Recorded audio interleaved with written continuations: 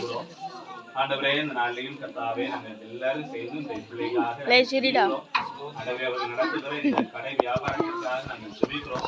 ஆண்டவர் உடைய பிள்ளையை ஆசீர்வதிக்கப்பா,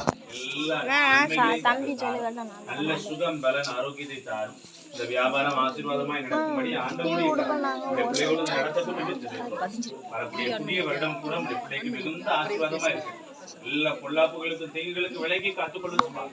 என் பிள்ளைக்காக எல்லாரும் சேர்ந்து உம்மை நோக்கி பார்க்கிறோம். கர்த்தர் ஆசீர்வதி. இப்ப இயேசு கிறிஸ்துவின் மூலம் ஜெபிக்கிறோம் நல்ல பிதாவே.